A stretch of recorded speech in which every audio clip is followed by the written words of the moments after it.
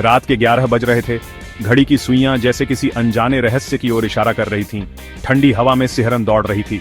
ऐसा लग रहा था जैसे हवा में कोई अदृश्य शक्ति हो जो हर किसी को यहां से दूर रखना चाहती हो। मैं, रौनक, एक खोजी पत्रकार, प्लेटफॉर्म नंबर 13 पर खड़ा था। मेरे मन में कई सवाल थे जिनका जवाब मुझे इसी रात मिलना था। यह प्लेटफॉर्म वीरान था, सुनसान था। यहाँ की खामोशी में भी एक अजीब सी चीख सुनाई देती थी जो दिल को दहला देती थी। यहाँ कोई नहीं आता था। कहा जाता है कि यहाँ से एक भूतिया ट्रेन गुजरती है।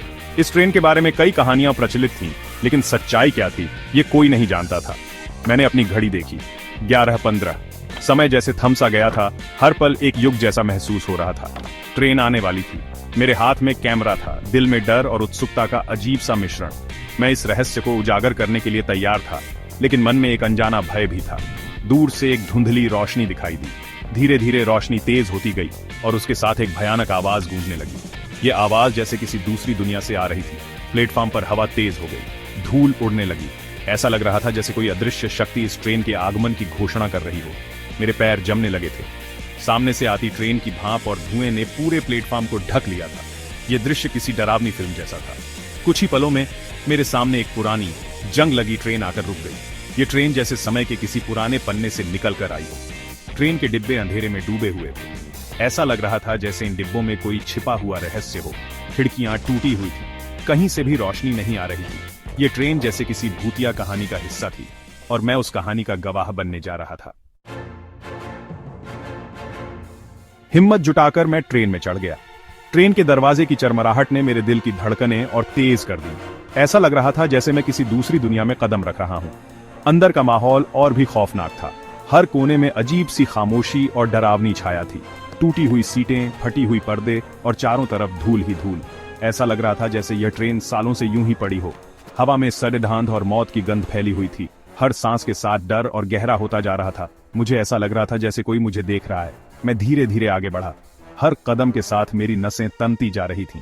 हर डिब्बे में एक अजीब सी खामोशी थी। ऐसा लग रहा था जैसे समय यहाँ रुक गया हो। ट्रेन में सफर करने वाले लोग कहाँ थे? क्या वे सब अचानक गायब हो गए थे? क्या यह सचमुच भूतिया ट्रेन थी? मेरे मन में सवालों का तूफान उठ रहा था। अचानक मुझे एक आवाज सुनाई दी। ये आवाज किसी और दुनिया से आती हुई प्रतीत हो रही थी।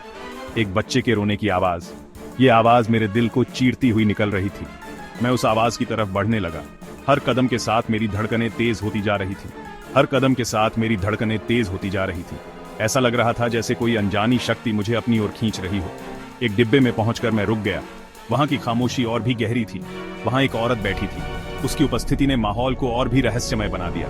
उसके बाल बिखरे हुए थे और आंखों में डर साफ झलक रहा था। उसकी आंखों में छुपा हुआ डर मेरे दिल को और भी दहला रहा था। मैंने उस औरत से पूछा, क्या आप ठीक हैं? आप अकेली क्यों हैं? वह औरत बिल्कुल चुप थी, जैसे किसी गहरे सोच में डूबी हो। उसकी आंखों में एक अजीब सी उदासी थी जो मुझे बेचैन कर रही थी। वह औरत धीरे से ऊपर उठी। उसकी हरकतें बहुत धीमी और थकी हुई लग रही थीं, जैसे उसने बहुत कुछ सहा हो। उसकी आंखों में एक अजीब सी चमक थी।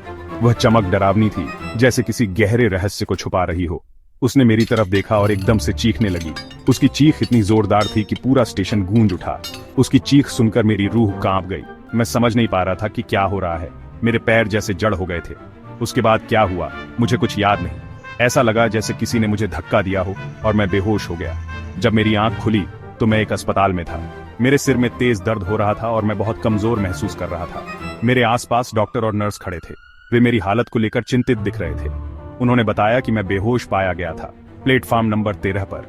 वे यह भी कह रहे थे कि मुझे किसी ने वहां देखा था। उस भूतिया ट्रेन का कोई नामो निशान नहीं था। वह औरत भी कहीं नहीं मिली। यह सब एक रहस्य बनकर रह गया। मैं उस रात की घटना को भूलने की कोशिश करता हूं, पर वो औरत, वो चीख, वो ट्रेन, सब कुछ मेरा पीछा नहीं छोड़ता। क्या वह सब सच था या फिर यह मेरे दिमाग का वहम था? प्लेटफॉर्म नंबर 13 और भूतिया ट्रेन का रहस्य आज भी अनसुलझा है।